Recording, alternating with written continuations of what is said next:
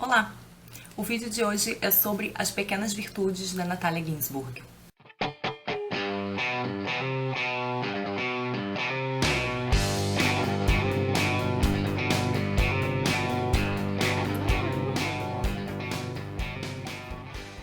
A Natalia Ginzburg foi uma autora italiana que nasceu em 1916 em Palermo, embora ela tenha vivido muitos anos da sua vida em Turim, que acabou se tornando uma cidade muito querida para ela.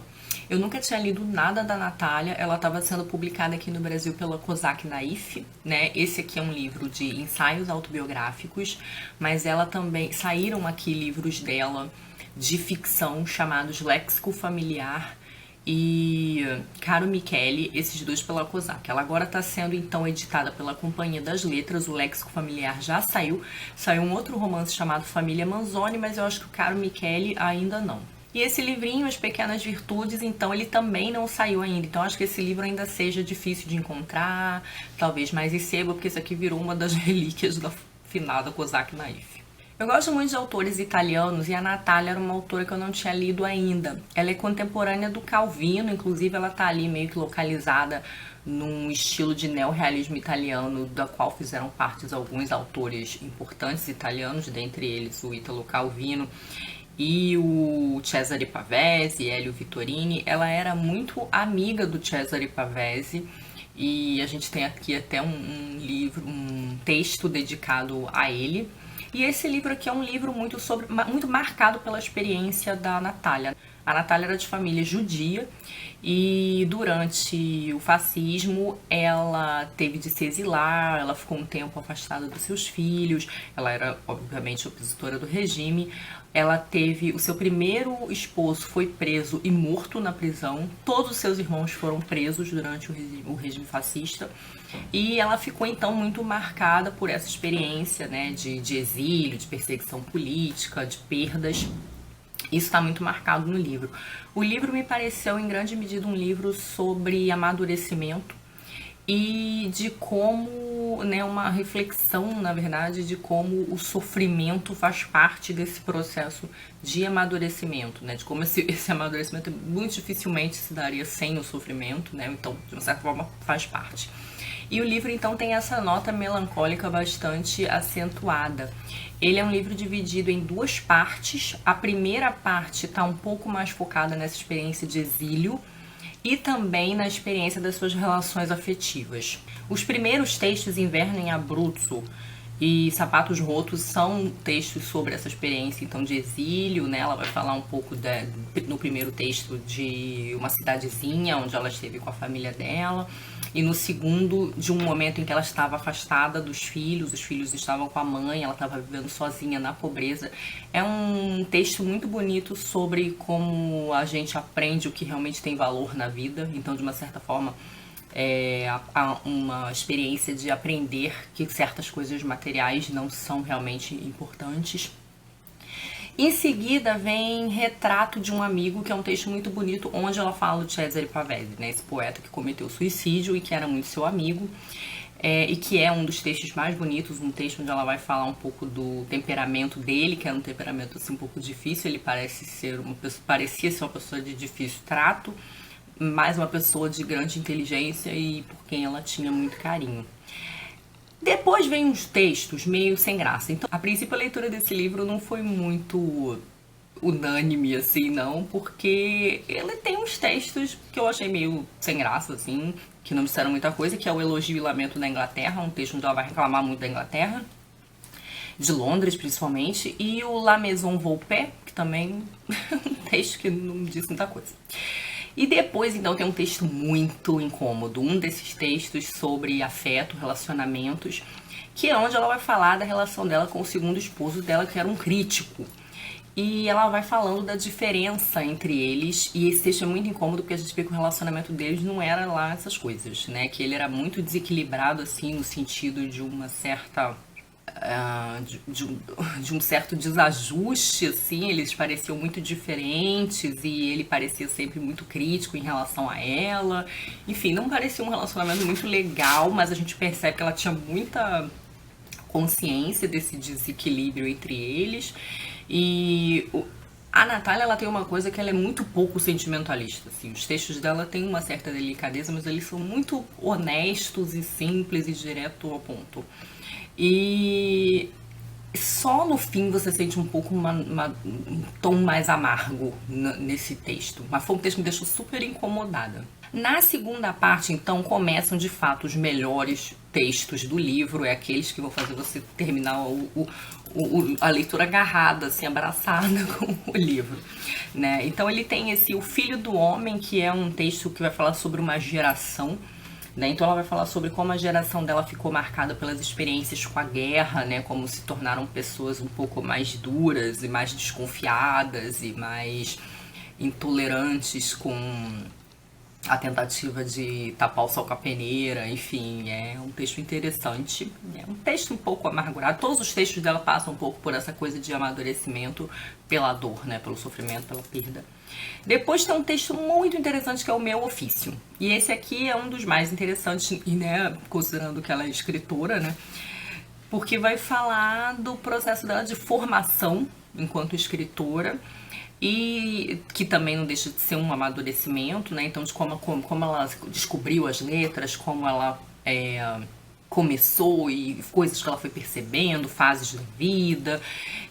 Esse texto, ele tem momentos muito interessantes. Eu quero ler uma passagem, mas esse foi um momento em que eu senti um pouco de falta de não ter lido a ficção dela ainda, né? Esse foi meu primeiro contato com ela, mas uma coisa que eu fiquei me perguntando é que assim, esse texto ele deve adquirir um significado diferente, talvez um pouco mais abrangente, se você já leu a ficção dela, né? Então aí eu fiquei com esse gostinho de quero mais. Num determinado momento desse ensaio, ela fala assim: então descobri que nos cansamos quando escrevemos uma coisa sério. Se não nos cansamos, é um mau sinal. Não se pode esperar escrever algo sério assim, na flauta, com o pé nas costas, borboleteando leve por aí.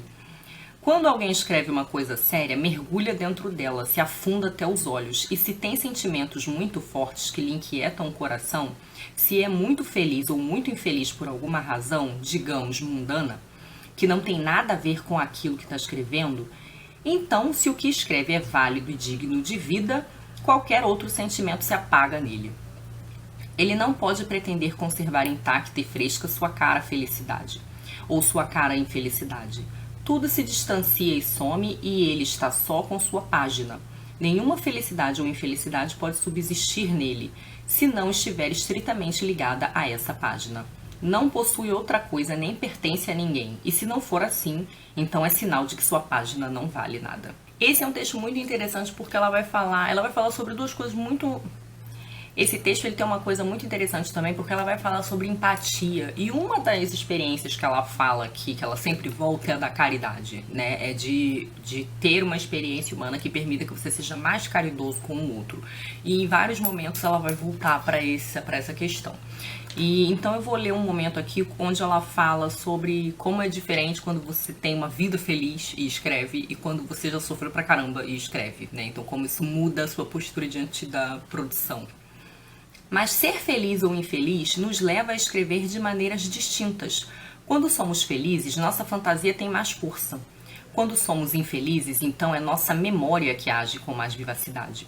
O sofrimento torna a fantasia fraca e preguiçosa. Ela se move mais desinteressadamente e com langor, com o movimento frágil dos doentes, com o cansaço e a cautela dos membros doloridos e febris. É difícil afastarmos o olhar de nossa vida e de nossa alma, da sede e da inquietude que nos invade. Nas coisas que escrevemos, afloram então contínuas lembranças do nosso passado. Nossa própria voz ressoa continuamente e não conseguimos impor-lhe o silêncio. No capítulo seguinte, que chama Silêncio, ela vai falar um pouco sobre depressão, né? Esse silêncio para ela é uma incomunicabilidade mesmo, uma incapacidade de se comunicar.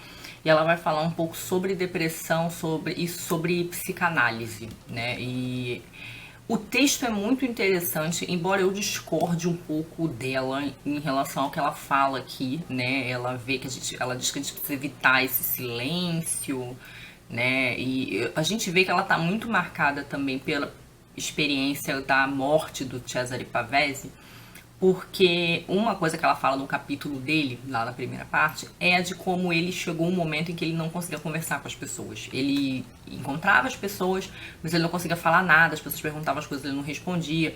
E em seguida, então, né, algum tempo depois, ele acaba tirando a própria vida.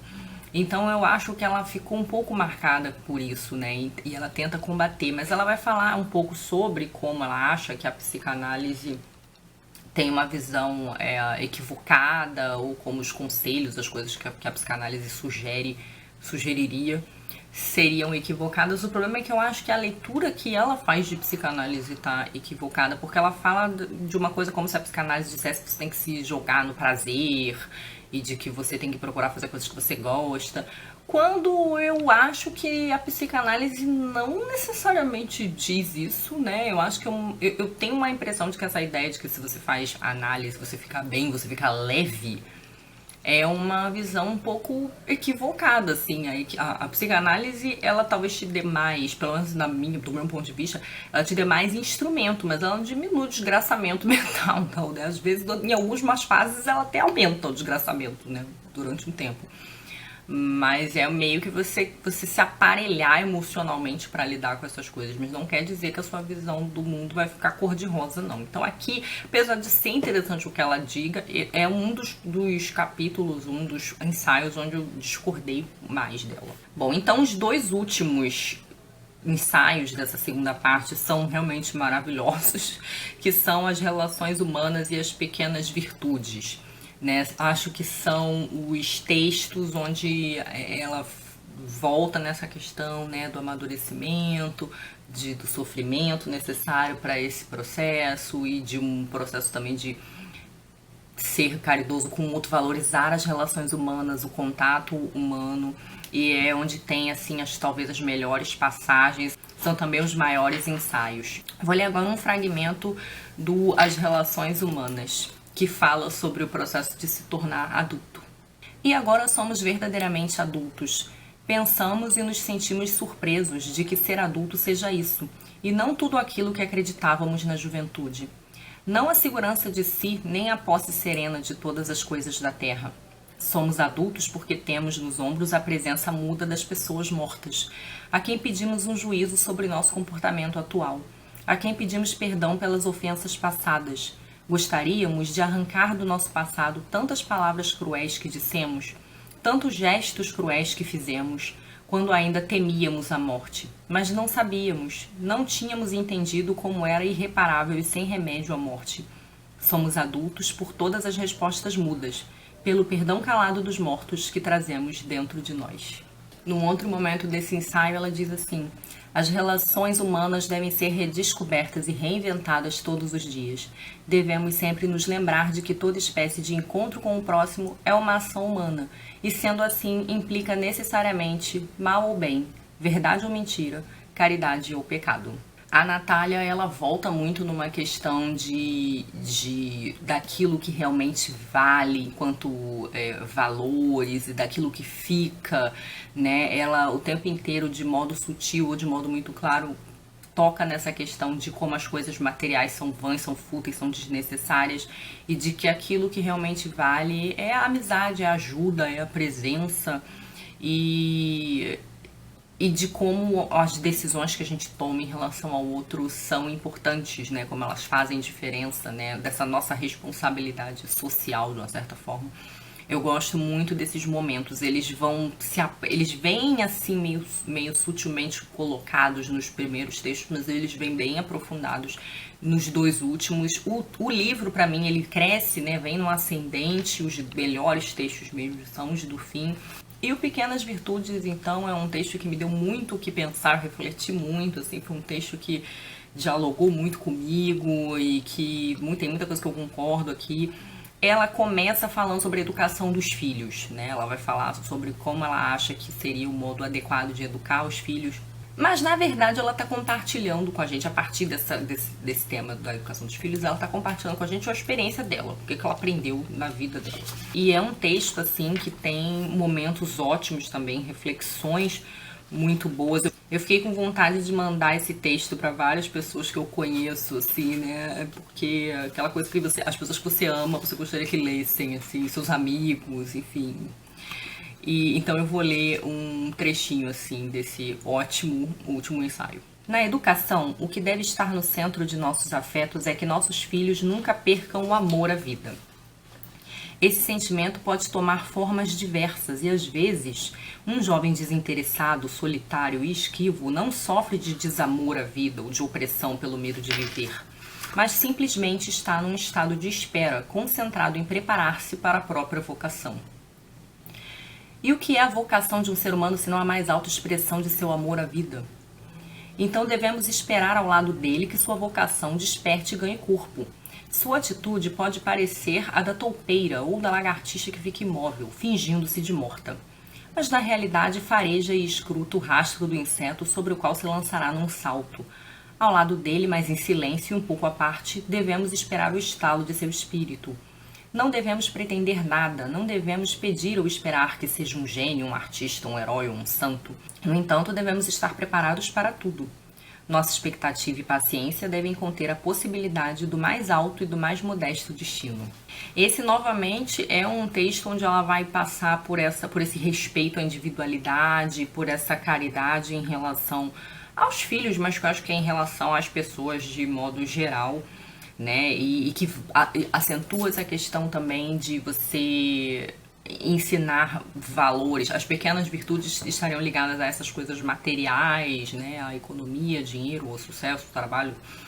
E ela acredita na valorização das grandes virtudes, né? Então, de que daquelas coisas que realmente ficam, daquelas que no fim da vida realmente importam, né? Como ela mesma cita aqui, a generosidade, a indiferença ao dinheiro, a coragem, a franqueza, o amor à verdade, o amor ao próximo, a abnegação, o desejo de ser e de saber, né? Então esse foi realmente assim um momento em que eu terminei o livro apaixonadinha, assim, porque realmente eu gostei muito, muito desse texto e a gente percebe como todas essas experiências que ela teve na vida, de sofrimento, de perseguição, de perda, influíram para essa visão de mundo que ela tem, que é bastante interessante. Eu gostei muito do texto dela, achei o texto assim bonito, achei que ela tem uma sinceridade muito interessante, né? Ela é uma autora que ela não é nem um pouco sentimentalista, assim, ou autoindulgente, né? Então eu gostei muito dessa franqueza, pouco vaidosa do texto.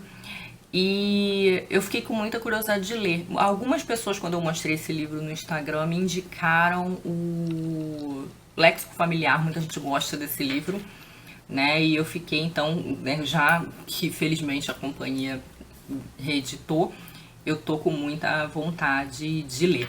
Eu queria ressaltar que capa maravilhosa é essa. Eu não sei se dá pra vocês verem, né? Aqui no fundo é como se fosse uma casa. Aqui, o interior de uma casa, de uma sala, alguma coisa. Você vê que tem uma cadeira, tem uma estante, um quadro. Um ambiente assim doméstico, né? Familiar. Mas no fundo é um mapa, né? Um mapa de algum lugar na Itália, não sei se de Roma, em algum lugar que estava escrito Roma, mas assim. E eu acho interessante porque o que a Natália faz aqui com a gente às vezes sente um pouco essa coisa de passeio com ela, né? Como se ela estivesse tendo uma conversa calma com a gente enquanto caminha, assim, né? Ela nos leva pela mão por esse passeio do aprendizado, né? Quase como se ela estivesse passando pra gente um pouco do aprendizado dela. E esse é definitivamente um livro para reler, né? Eu fiquei pensando nisso, assim, que é um livro que eu com certeza vou sentir vontade, assim, de pegar e dar uma olhadinha de novo em algum texto, né? E eu gostei muito. Eu espero que esse livro seja reeditado também, então, já que os outros estão saindo. Mas vamos fazer aqui, então, esse momento de amor com essa capa maravilhosa. É isso, então me digam se vocês já leram a Natalia Ginzburg, se vocês leram As Pequenas Virtudes. No Instagram, muita gente comentou na minha foto que tinha lido e amado esse livro. Eu falei, nossa, só eu acho que não tinha lido esse livro ainda. Mas vamos comentar, me digam o que vocês acharam das Pequenas Virtudes e se vocês leram outras coisas da Natalia Ginzburg, se leram Léxico Familiar, Caro Michele, Família Manzoni. Família Manzoni já ouvi gente dizendo que não curtiu muito, mas vamos então falar aí sobre mais uma italiana aí, né, pra conhecer. Depois da minha febre ferrante, quem sabe eu tenho meu momento Natalia Ginzburg. É isso, beijinhos e até a próxima. Tchau.